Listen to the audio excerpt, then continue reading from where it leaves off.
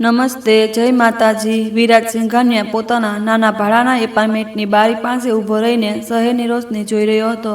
બારીના કાચમાં તેનો ચહેરો તેને પાછો જોઈ રહ્યો હતો। એક થાકેલો સાધારણ માણસ જે છેલ્લા 3 વર્ષથી એક જૂથના પડછાયામાં જીવી રહ્યો હતો, પરંતુ આ જૂથ કોઈને નુકસાન પહોંચાડવા માટે નહોતું। આ જૂથ પ્રેમની કસોટી કરવા માટે હતું। વિરાજ સિંઘાનિયા અસલમાં દેશની સૌથી મોટી કન્સ્ટ્રક્શન અને ઇન્ફ્રાસ્ટ્રક્ચરની કંપની સિંઘાનિયા બિલ્ડર પ્રાઇવેટ લિમિટેડનો માલિક હતો।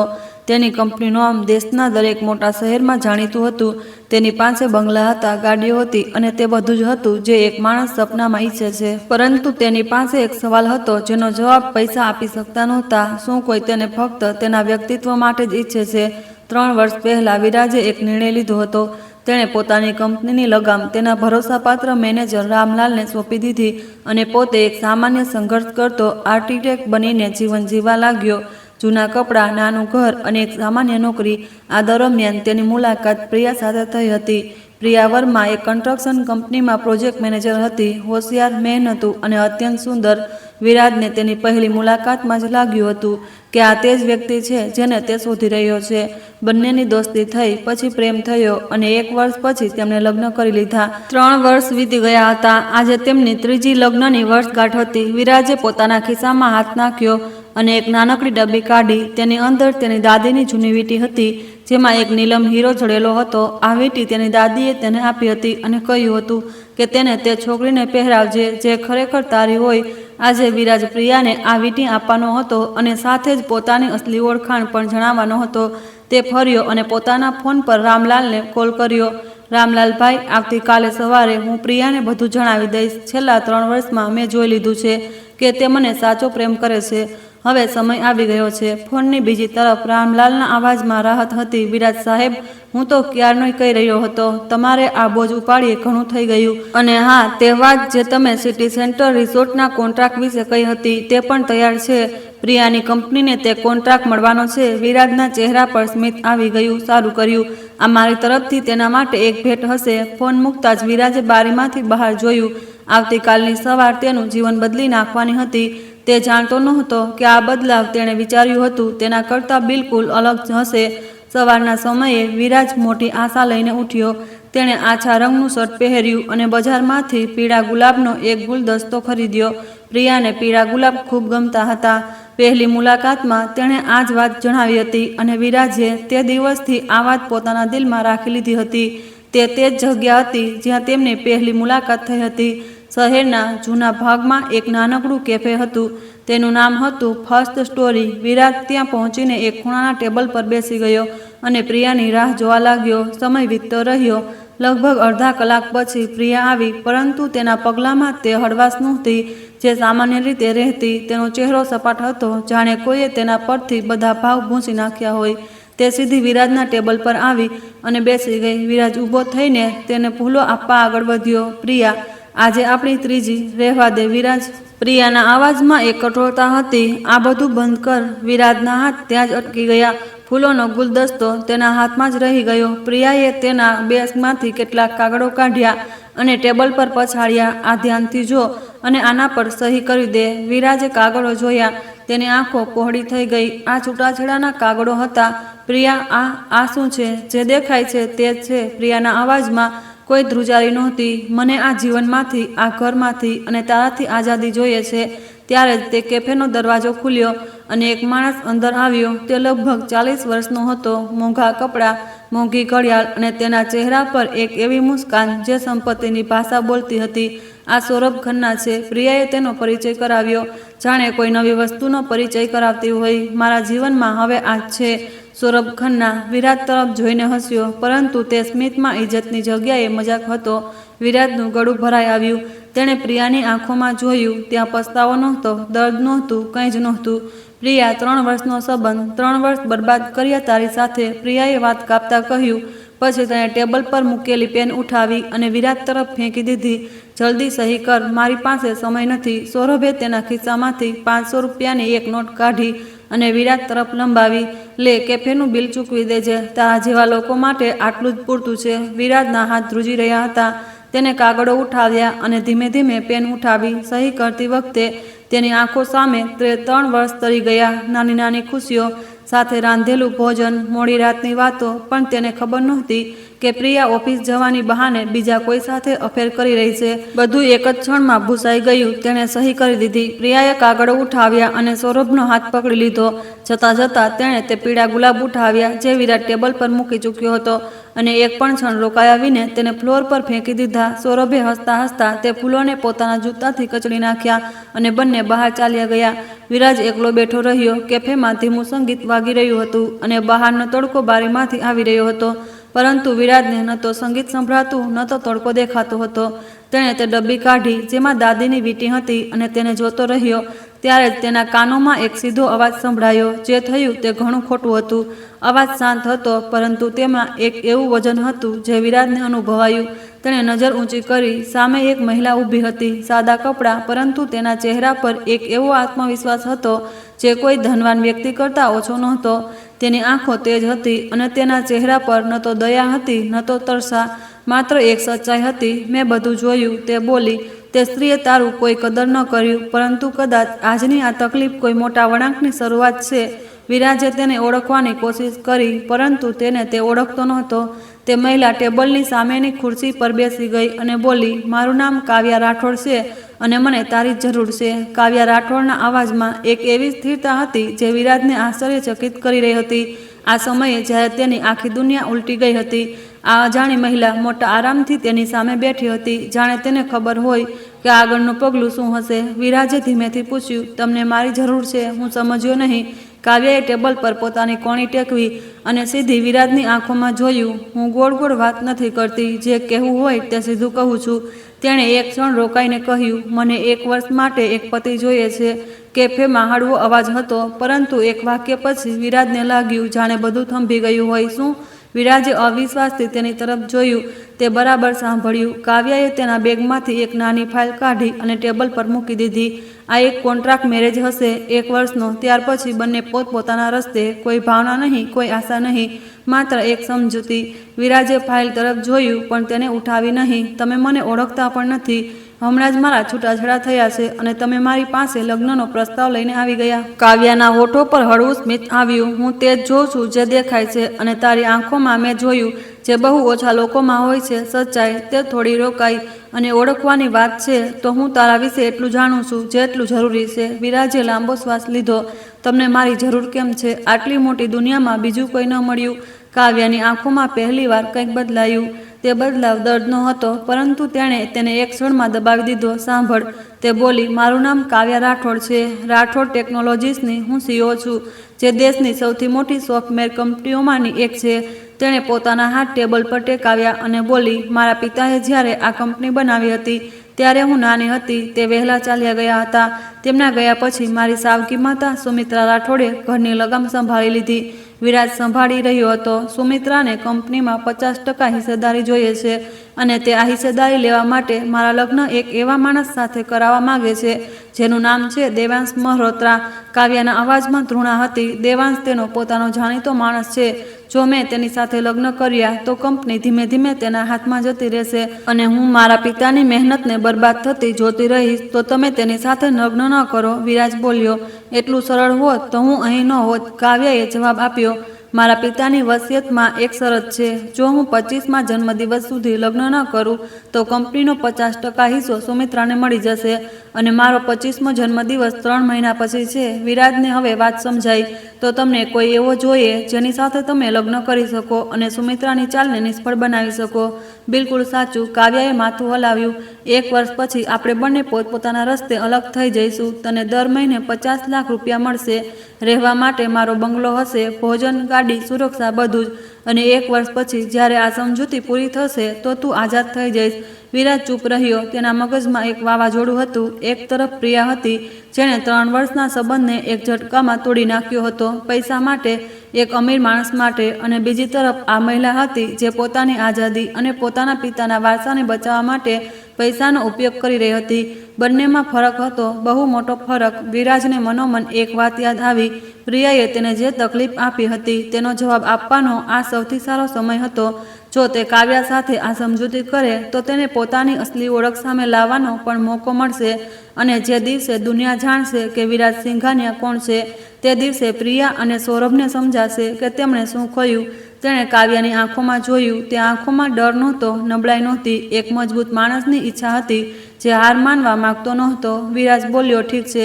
કાવ્યાએ ભમર ઊંચી કરી. ઠીક છે મતલબ? વિરાજે ફાઇલ ઉઠાવી અને તેને ખોલતા કહ્યું, મતલબ હું સહમત છું. કાવ્યા એક ક્ષણ માટે રોકાઈ, જાણે તેને વિશ્વાસ જ ન થતો હોય કે જવાબ આટલો જલ્દી મળી જશે.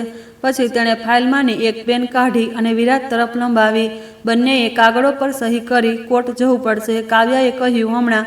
વિરાજે પૂછ્યું. જેટલું જલ્દી થાય તેટલું સારું છે. બંને કેફેમાંથી બહાર નીકળ્યા. બહારનો તડકો તેજ હતો. વિરાજે એક ક્ષણ માટે આકાશ તરફ જોયું.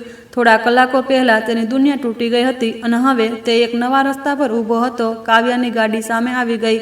ડ્રાઈવરે દરવાજો ખોલ્યો. બંને ગાડીમાં બેઠા અને કોર્ટ તરફ રવાના થયા. રસ્તામાં બંને ચૂપ રહ્યા. કાવ્યા બારીમાંથી બહાર જોઈ રહી હતી અને વિરાજ પોતાના ખિસ્સામાં રાખેલી તે ડબ્બી અનુભવી રહ્યો હતો જેમાં દાદીની વીંટી હતી. કોર્ટમાં વધારે સમય ન લાગ્યો. કાગળની કાર્યવાહી થઈ અને લગભગ 1 કલાક પછી બંને કોર્ટમાંથી બહાર આવ્યા. કાયદેસર રીતે હવે તેઓ પતિ પત્ની હતા. વિરાજે મનોમન વિચાર્યું કે જીવન કેટલું વિચિત્ર હોય છે. સવારે એક સંબંધ પૂરો થયો અને બપોરે એક નવો શરૂ થઈ ગયો. જો કે આ સંબંધ કાગળો પર હતો, પરંતુ વિરાજને ખબર હતી કે આ કાગળના સંબંધમાં પણ એક સચ્ચાઈ હતી, કાવ્યાની આંખોની સચ્ચાઈ. કોર્ટની સીડીઓ ઉતરતી વખતે વિરાજના ચહેરા પર એક હળવું સ્મિત હતું. તે સ્મિત દર્દનું નહોતું, તે સ્મિત એક નવા ઈરાદાનું હતું. ત્યારે જ ગેટ પાસે એક કાળી ચમકતી ગાડી આવીને ઊભી રહી. ગાડીનો દરવાજો ખુલ્યો અને પ્રિયા ઉતરી. તેની પાછળ સૌરભ ખન્ના હતો. વિરાજના પગ થંભી ગયા. પ્રિયાએ વિરાજને જોયો અને એક ક્ષણ માટે તે પણ અટકી. પછી તેની નજર કાવ્યા પર પડી અને તેના ચહેરા પર એક કટાક્ષભર્યું સ્મિત આવી ગયું. અરે વિરાજ, પ્રિયાએ કહ્યું. તેના અવાજમાં મજાક હતો. સવારે અમારો સંબંધ પૂરો થયો અને બપોરે તે બીજીને પકડી લીધી. અહીં કોર્ટમાં આટલી શું ઉતાવળ હતી? સૌરભ ખડખડાટ હસ્યો. શું કરીએ પ્રિયા? બેરોજગાર માણસને કોઈ સહારો તો જોઈએ. કોઈના પલ્લે પડવું જ પડે છે. વિરાજનો જડબો ભીંસાઈ ગયો, પણ તે બોલ્યો નહીં. કાવ્યાએ વિરાજનો હાથ પકડી લીધો. તેની પકડ એક મજબૂત હતી. પોતાની હદમાં રહો, કાવ્યાએ પ્રિયાને સીધી જોતા કહ્યું.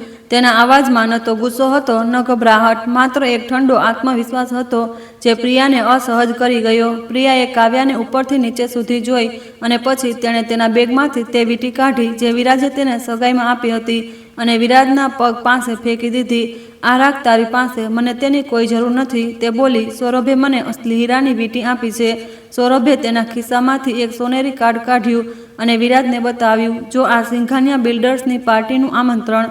આવતીકાલે સાંજે શહેરના નવા સિટી સેન્ટર રિઝોર્ટમાં મોટા લોકોની મહેફિલ હશે. તારા જેવા માટે ત્યાં જગ્યા નથી, તેણે હસતા કહ્યું. વિરાજની આંખો તે કાર્ડ પર ટકી રહી. તે કાર્ડ તેણે જ રામલાલના હાથે મોકલાવ્યો હતો. વિરાજના ચહેરા પર એક એવું સ્મિત આવ્યું જેને સૌરભ અને પ્રિયા બંને સમજી ન શક્યા. આવતીકાલની પાર્ટીમાં મળીએ છીએ, વિરાજે શાંત અવાજમાં કહ્યું. પ્રિયાએ કટાક્ષથી કહ્યું. હિંમત હોય તો આવજે, પણ યાદ રાખજે ત્યાં તારી ઓકાતના લોકો નહીં હોય. સૌરભે પ્રિયાનો હાથ પકડ્યો અને બંને કોર્ટની અંદર ચાલ્યા ગયા. કાવ્યાએ વિરાજ તરફ જોયું. આ આવતીકાલની પાર્ટીવાળી વાત હું જણાવું છું, વિરાજ બોલ્યો. તેના અવાજમાં એક નવું વજન હતું. કાવ્યા, આવતીકાલે તે પાર્ટીમાં તારે તારા આખા પરિવારને લઈને આવવાનું છે. હું વચન આપું છું કે કોઈ કાર્ડની જરૂર નહીં પડે. કાવ્યાએ તેને ધ્યાનથી જોયો. તે માણસની આંખોમાં હજી કંઈક રહસ્ય હતું. તેણે ફરીને કંઈ પૂછ્યું નહીં, પરંતુ મનોમન તેણે વિચાર્યું કે આ માણસમાં કંઈક તો છે જે દેખાતું નથી. બંને ગાડીમાં બેસીને પોતપોતાના ઘર તરફ ચાલી નીકળ્યા. સાંજ ઢળવા આવી હતી અને આવતીકાલની સવાર એક નવી કહાની લખવાની હતી. શહેરનું સિટી સેન્ટર રિઝોર્ટ તે સાંજે કોઈ સપનાની દુનિયા જેવું લાગી રહ્યું હતું. ચારે તરફ રોશની હતી, મોટી મોટી ઝાલરો, સફેદ અને સોનેરી રંગના ફૂલોની સજાવટ અને ચારે તરફથી આવતી સુગંધ જે હવામાં ભળી ગઈ હતી. રિઝોર્ટની બહાર લાંબી કતારમાં ચમકતી ગાડીઓ ઊભી હતી. મીડિયાના કેમેરા ચમકી રહ્યા હતા અને પત્રકારો દરેક આવતા જતાનો ચહેરો ઓળખવાની કોશિશ કરી રહ્યા હતા. આ પાર્ટી સામાન્ય નહોતી. આ તે મોકો હતો જ્યારે સિંઘાનિયા બિલ્ડર્સનો માલિક પહેલીવાર પોતે બધાની સામે આવવાનો હતો. શહેરના મોટામાં મોટા વેપારીઓ ત્યાં હાજર હતા, નેતાઓ હતા, ઓફિસરો હતા અને તે તમામ લોકો હતા જે હંમેશા મોટી તાકાતની નજીક રહેવા માંગતા હતા. પ્રિયા અને સૌરભ પોતાની ગાડીમાંથી ઉતર્યા. પ્રિયાએ મોંઘી સાડી પહેરી હતી અને તેના હાથમાં તે હીરાની વીંટી ચમકી રહી હતી જે સૌરભે આપી હતી. તેનું માથું ઊંચું હતું અને તેના ચહેરા પર એક ઘમંડ હતો જે તેને પોતે પણ ખબર નહોતી. જો આ રિઝોર્ટ, પ્રિયાએ સૌરભને ધીમા અવાજે કહ્યું. આ રિઝોર્ટનો કોન્ટ્રાક્ટ મારી કંપનીને મળ્યો છે. આ વાત જ્યારે લોકોને ખબર પડશે તો હું શહેરની સૌથી મોટી બિઝનેસ વુમન બની જઈશ. સૌરભે તેના ખભા પર હાથ રાખ્યો અને જેણે આ કોન્ટ્રાક્ટ આપવાની ડીલ કરી છે તે મિસ્ટર સિંઘાનિયા આજે સામે આવશે. તેમની સાથે મારી ઓળખાણ છે. તે મારા કહ્યા મુજબ ચાલે છે. પ્રિયા હસી. તે બંને અંદર જવા માટે આગળ વધ્યા. રિઝોર્ટના મુખ્ય દરવાજા પર એક ગાર્ડ ઊભો હતો. તેણે હાથ ઊંચો કરીને બંનેને રોક્યા. કાર્ડ બતાવો. સૌરભે ગર્વથી તે સોનેરી કાર્ડ કાઢ્યો અને ગાર્ડ સામે રાખ્યો. ગાર્ડે કાર્ડ જોયો અને અંદર જવા દીધા. પ્રિયા અને સૌરભ ગ્રાન્ડ હોલમાં દાખલ થતા હોલની અંદર નજારો જોઈને પ્રિયાનો શ્વાસ જાણે થંભી ગયો. છત પર ઝુમર હતા જે હજારો બલ્બથી ઝગમગી રહ્યા હતા. મોટા મોટા ગોળ ટેબલો પર સફેદ ટેબલ ક્લોથ પાથરેલા હતા અને દરેક ટેબલ પર ફૂલોનો ગુલદસ્તો હતો. એક તરફ મોટું સ્ટેજ હતું જેના પર માઇક લાગેલું હતું અને રોશની પડી રહી હતી. ત્યારે જ પ્રિયાની નજર હોલના એક ખૂણા પર પડી. ત્યાં વિરાજ ઊભો હતો, પણ આજનો વિરાજ અલગ હતો. તેનો ઘેરો વાદળી રંગનો સૂટ પહેર્યો હતો. તેના વાળ વ્યવસ્થિત રીતે ઓળેલા હતા અને તેના ચહેરા પર તે થાક નહોતો જે હંમેશા રહેતો હતો. તે શાંત હતો, આત્મવિશ્વાસથી ભરેલો.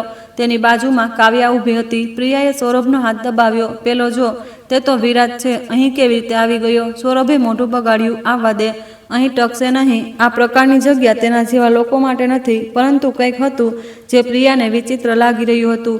જે લોકો વિરાજ પાસેથી પસાર થઈ રહ્યા હતા તેઓ તેને જોઈને સહેજ માથું ઝુકાવી રહ્યા હતા. એક મોટા વેપારીએ વિરાજ સાથે હાથ મિલાવ્યો અને તેના કાનમાં કંઈક કહ્યું. વિરાજે હસતા હસતા જવાબ આપ્યો. પ્રિયાને આ બધું સમજાયું નહીં. સૌરભ, આ લોકો વિરાજને ઓળખે છે કે શું? બકવાસ ન કર, સૌરભે કહ્યું. તે કાવ્યા રાઠોડની સાથે છે એટલે લોકો તેને જોઈ રહ્યા છે. કાવ્યાની ઓળખાણ છે અહીં. પ્રિયાએ પોતાને સમજાવી અને આગળ વધી ગઈ.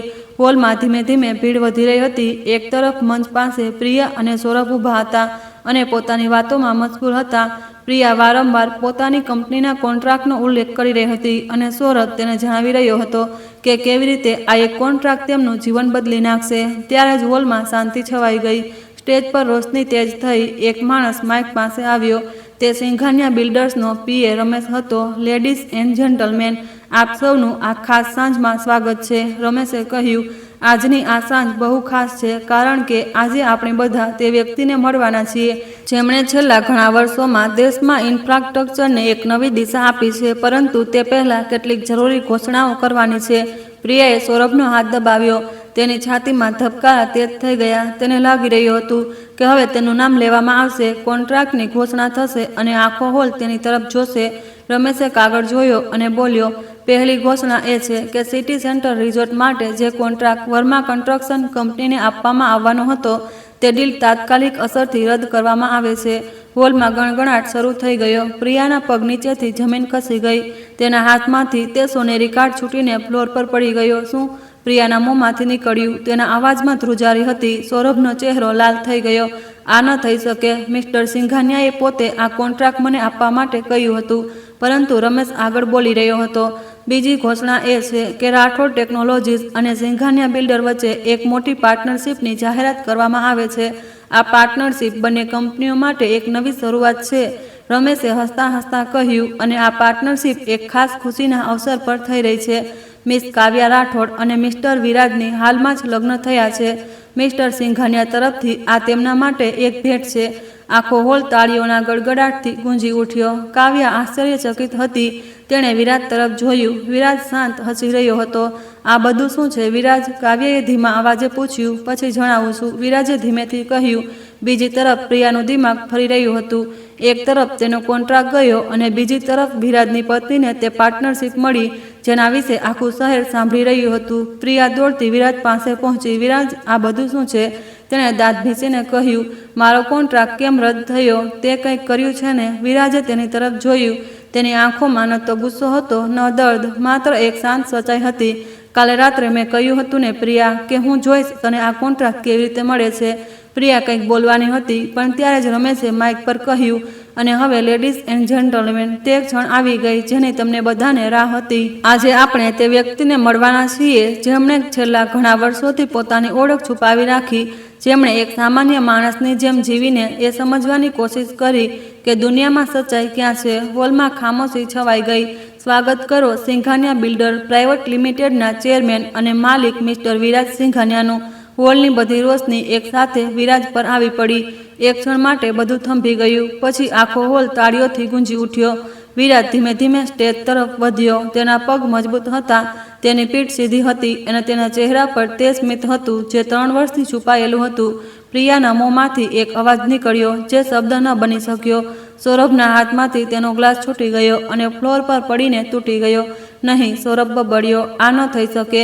આ તે જ વિરાજ ન હોઈ શકે, પરંતુ થઈ શકતું હતું અને થઈ રહ્યું હતું. વિરાજ સ્ટેજ પર ચડ્યો અને માઇક સામે ઊભો રહી ગયો. આખો હોલ તેને જોઈ રહ્યો હતો. વિરાજ માઇક સામે ઊભો હતો. તેની આંખો એકવાર આખા હોલ પર ફરી. સેકન્ડો ચહેરા તેને જોઈ રહ્યા હતા. કેટલાક આશ્ચર્યચકિત હતા, કેટલાક ઉત્સુક હતા અને કેટલાક એવા હતા જે હજી પણ વિશ્વાસ કરી શકતા નહોતા. વિરાજે માઇકને થોડું નીચે કર્યું અને બોલવાનું શરૂ કર્યું. દુનિયા મને એક મોટા વેપારીના રૂપમાં ઓળખે છે. તેનો અવાજ ગહેરો હતો અને હોલના દરેક ખૂણા સુધી પહોંચી રહ્યો હતો. પરંતુ છેલ્લા 3 વર્ષ મેં એક એવા માણસનું જીવન જીવ્યું જે દુનિયાની નજરમાં કંઈ જ નહોતા.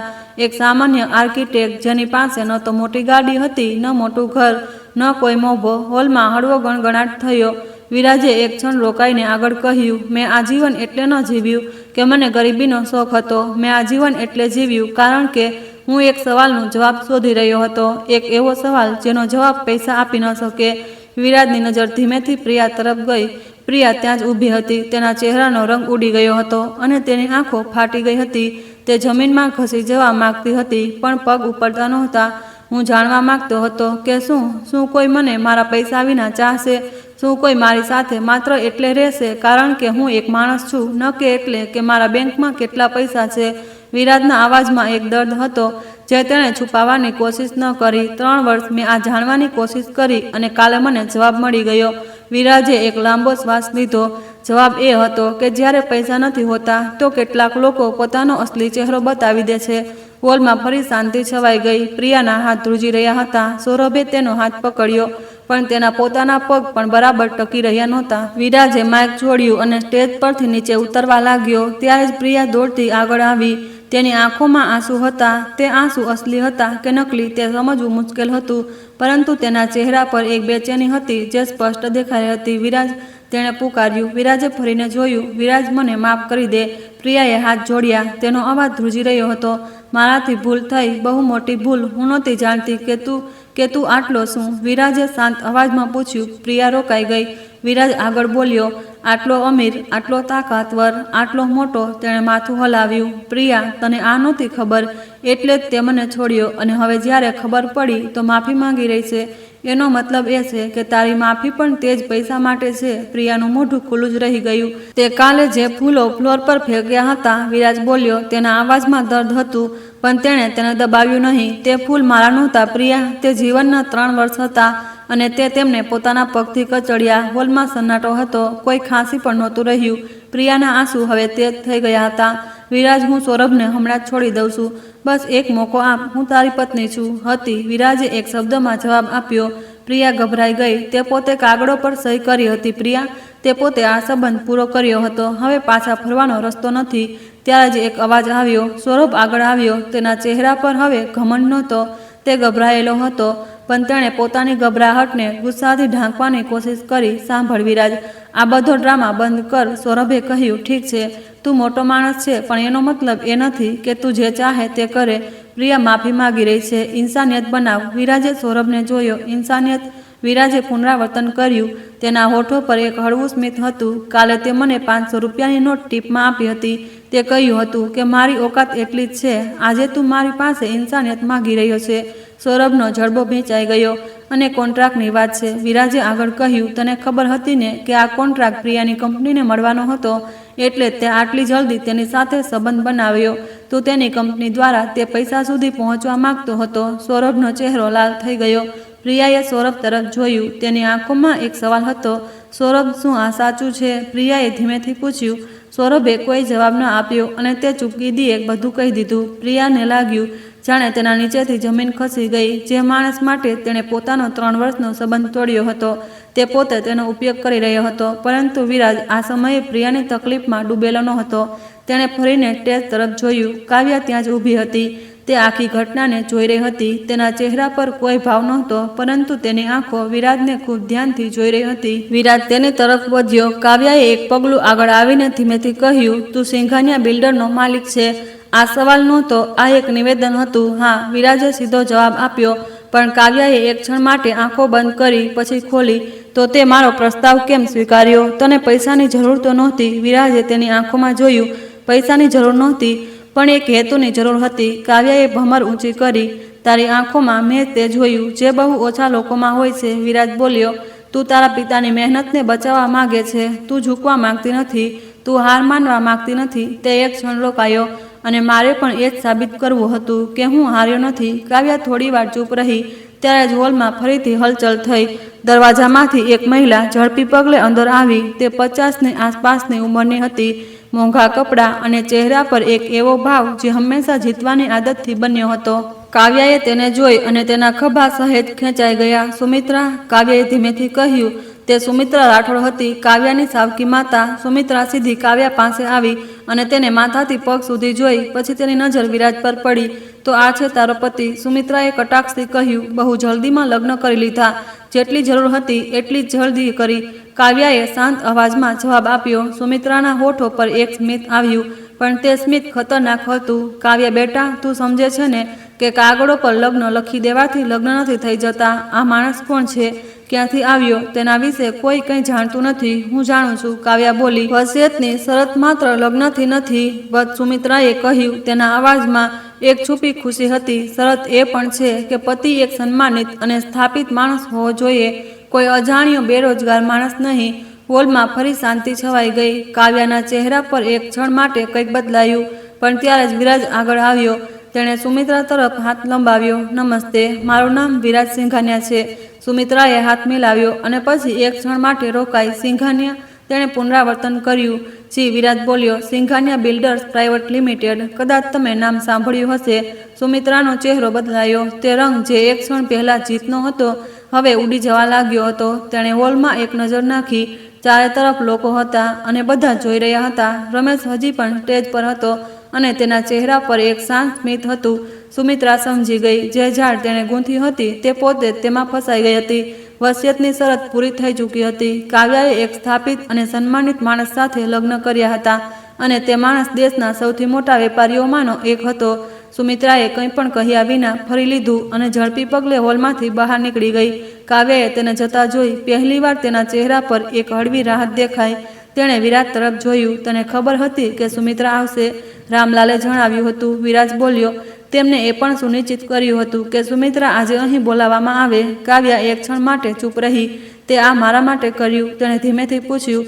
તે મારા માટે આટલું બધું કર્યું? વિરાજ બોલ્યો. જ્યારે હું તૂટેલો હતો ત્યારે તું સામે આવી હતી. હોલમાં ફરીથી તાળીઓ વાગવા લાગી, પરંતુ એક ખૂણામાં પ્રિયા એકલી ઊભી હતી.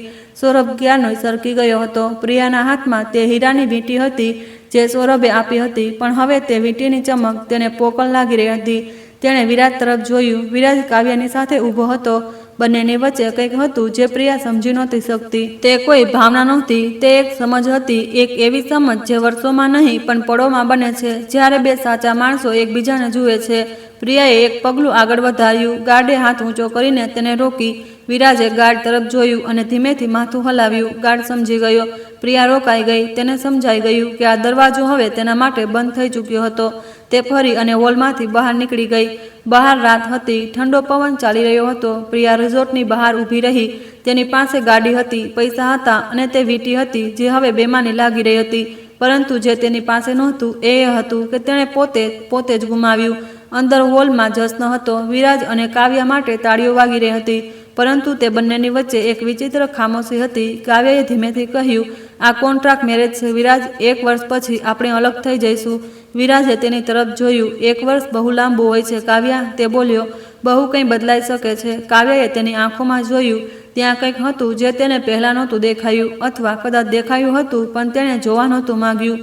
હોલમાં સંગીત શરૂ થઈ ગયું અને લોકો પોતાની વાતોમાં મશગુલ થઈ ગયા, પરંતુ વિરાજ અને કાવ્યા તે ભીડમાં પણ એક અલગ દુનિયામાં હતા, જ્યાં ન તો કોન્ટ્રાક્ટ હતો, ન કોઈ શરત. માત્ર બે માણસો હતા જે જીવનના ઠોકરો ખાઈને એકબીજાની સામે ઊભા હતા, અને કદાચ આટલું જ પૂરતું હતું. 1 વર્ષ વીતી ગયું. શહેરમાં મોસમ બદલાઈ ચૂકી હતી. તેજ ગલીઓ હતી, તે જ ઇમારતો હતી, પણ બધું પહેલાં જેવું નહોતું. જે લોકો બદલાયા હતા તે વિરાજ અને કાવ્યા હતા.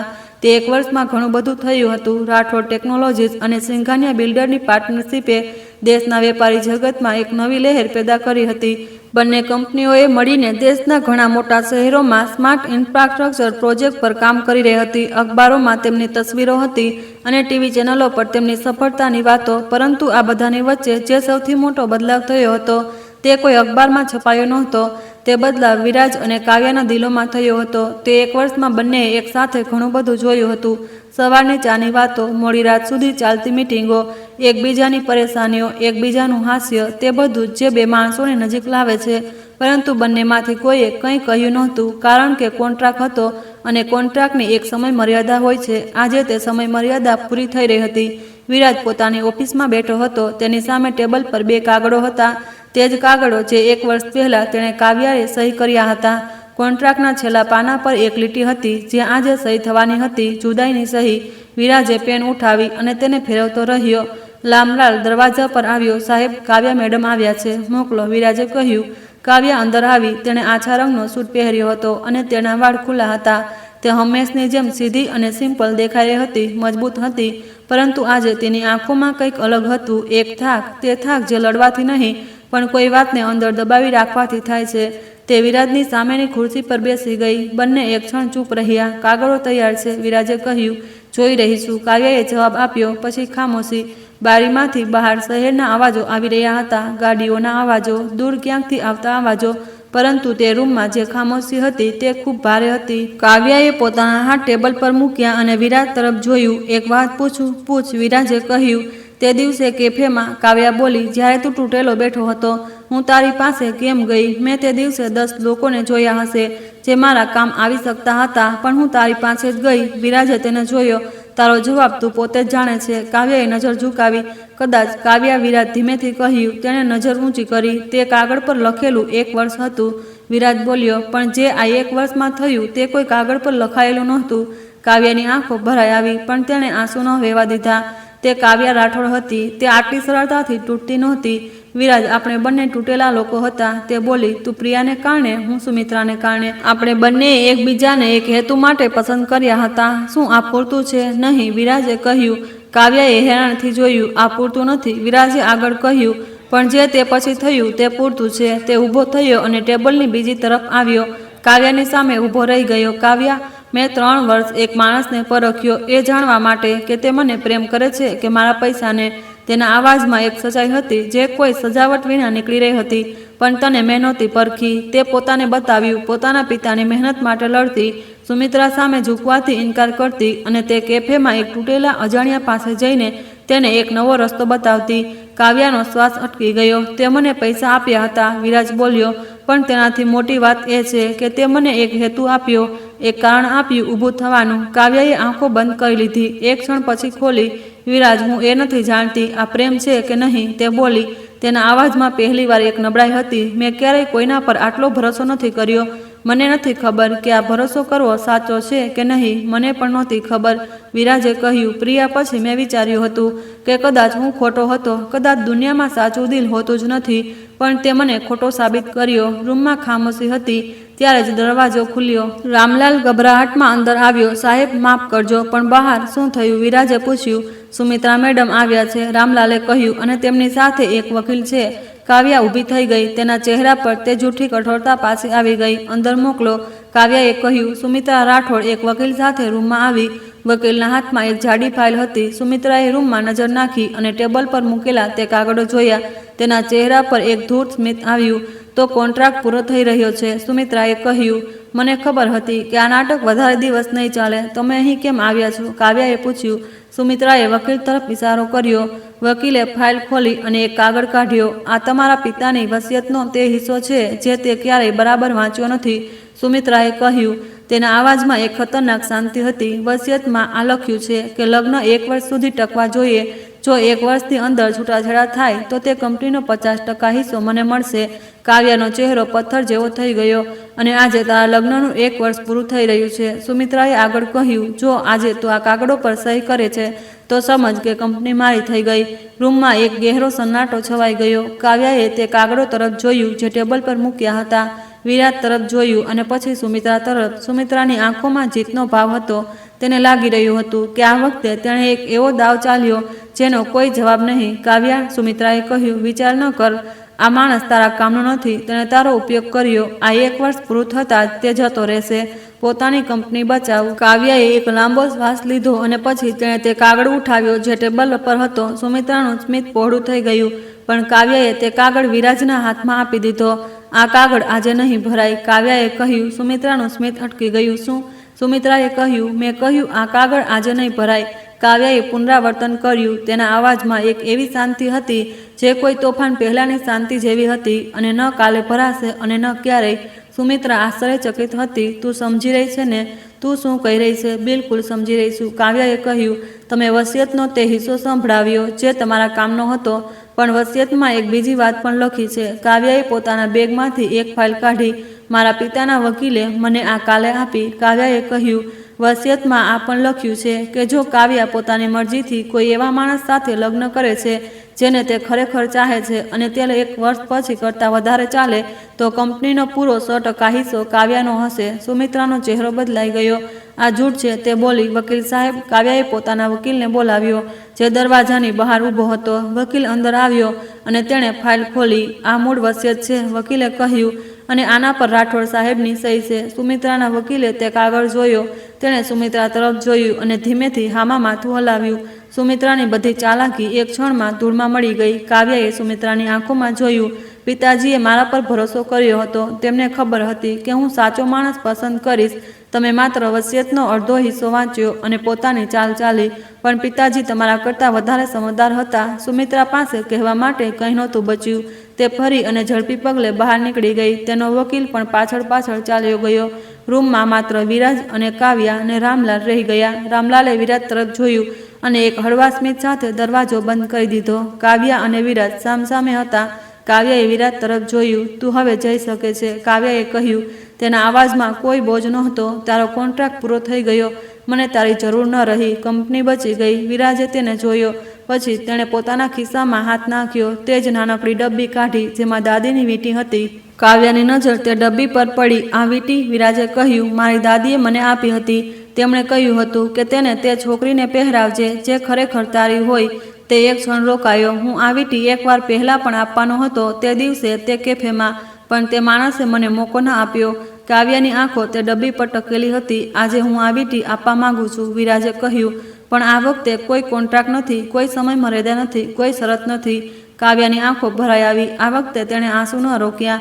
વિરાજે, તેણે કહ્યું, મને ચાહે છે ને? વિરાજ બોલ્યો, ન કોઈ નાટક, ન કોઈ જૂઠ, માત્ર એક માણસ જે બીજા માણસની સાથે રહેવા માંગે છે. કાવ્યાએ એક લાંબો શ્વાસ લીધો. મને નથી ખબર કે હું સારી પત્ની બની શકીશ, તે બોલી. હું બહુ જિદ્દી છું, બહુ સીધી વાત કરું છું. ક્યારેક ક્યારેક ગુસ્સો પણ બહુ આવે છે. વિરાજના ચહેરા પર એક અસલી સ્મિત આવ્યું. તે સ્મિત જે છેલ્લા 1 વર્ષોમાં કાવ્યાએ બહુ ઓછું જોયું હતું. મને ખબર છે, તે બોલ્યો. મેં 1 વર્ષ જોયું છે તને. કાવ્યા હસી પડી અને તે હાસ્યમાં તે બધું જ હતું જે 1 વર્ષથી દબાયેલું હતું. વિરાજે ડબ્બી ખોલી અને તે નીલમ હીરાવાળી વીંટી કાઢી. કાવ્યાએ પોતાનો હાથ આગળ વધાર્યો. વિરાજે વીંટી પહેરાવી દીધી. બંનેએ એકબીજાને જોયા. બહાર શહેરની દુનિયા ચાલી રહી હતી પોતાની રફતારથી, પોતાના અવાજ સાથે, પરંતુ તે રૂમમાં એક એવી ખામોશી હતી જે અવાજ કરતાં વધારે કંઈક કહી રહી હતી. 2 તૂટેલા માણસો હતા.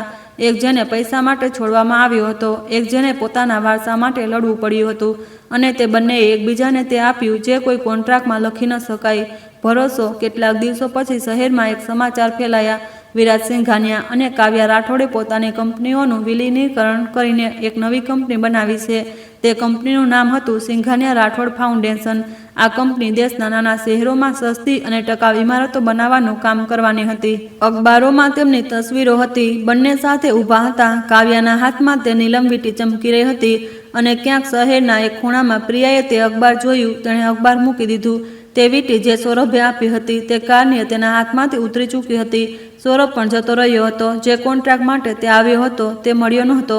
પ્રિયા બારી પાસે બેઠી હતી. બહાર વરસાદ પડી રહ્યો હતો. તેને યાદ આવ્યું તે દિવસ જ્યારે વિરાજ પીળા ગુલાબ લઈને આવ્યો હતો અને તેને યાદ આવ્યું કે તેણે તે ફૂલો સાથે શું કર્યું હતું. તે ઊભી થઈ અને પોતાના કામ પર નીકળી ગઈ. કેટલીક વસ્તુઓ સુધરી શકતી નથી, કેટલોક સમય પાછો આવતો નથી અને કેટલાક દરવાજા એકવાર બંધ થઈ જાય તો હંમેશા માટે બંધ થઈ જાય છે. બીજી તરફ વિરાજ અને કાવ્યાનું જીવન આગળ વધી રહ્યું હતું. તેમની ઓફિસમાં એક નાનકડી તસવીર હતી. બંનેની પહેલી તસવીર કોર્ટમાંથી બહાર નીકળતી વખતે બંનેના ચહેરા પર ન ત્યારે સ્મિત હતું ન ખુશી. બંને થાકેલા હતા, ગૂંચવાયેલા હતા. પણ કાવ્યાએ તે તસવીર લગાવી હતી એટલે નહીં કે તે સુંદર હતી, પણ એટલે કે તે સાચી હતી અને જીવનમાં સચ્ચાઈથી મોટી કોઈ સુંદરતા હોતી નથી. વિરાજે એક દિવસ તે તસવીરને જોતા કહ્યું હતું, આ દિવસે આપણે બંનેને લાગી રહ્યું હતું કે જિંદગીએ આપણી સાથે ખોટું કર્યું. કાવ્યાએ જવાબ આપ્યો હતો અને આજે વિરાજે તેની તરફ જોયું હતું. આજે લાગે છે કે જિંદગીએ જે કર્યું તે સાચું હતું. કાવ્યા હસી હતી અને તે સ્મિતમાં એક આખી કહાની હતી જે કાગળથી નહીં દિલથી લખાઈ હતી. મિત્રો, વિરાજ અને કાવ્યાની આ કહાની આપણને એ જ શીખવે છે કે જિંદગી જ્યારે સૌથી ખરાબ વળાંક પર લાવીને ઊભી કરી દે ત્યારે હાર ન માનશો. તૂટવું નબળાઈ નથી, પણ તૂટીને વિખેરાઈ જવું જરૂર નબળાઈ છે. જે માણસ તૂટીને પણ ઊભો થાય છે, જે છેતરાઈને પણ ભરોસો કરવાનું છોડતો નથી, જિંદગી તેને તે આપે છે જેનો તે ખરેખર હકદાર છે. જો આ કહાની તમારા દિલને સ્પર્શી ગઈ હોય, જો આમાંથી તમને તમારા જીવનનો કોઈ બોધપાઠ મળ્યો હોય તો અમારી યુટ્યુબ ચેનલને જરૂરથી સબસ્ક્રાઈબ કરો અને કોમેન્ટમાં તમારું અને તમારા શહેરનું નામ લખો, જેથી અમને ખબર પડે કે તમે ક્યાંથી અમારી વાર્તા કયા શહેરથી સાંભળી રહ્યા છો. ધન્યવાદ.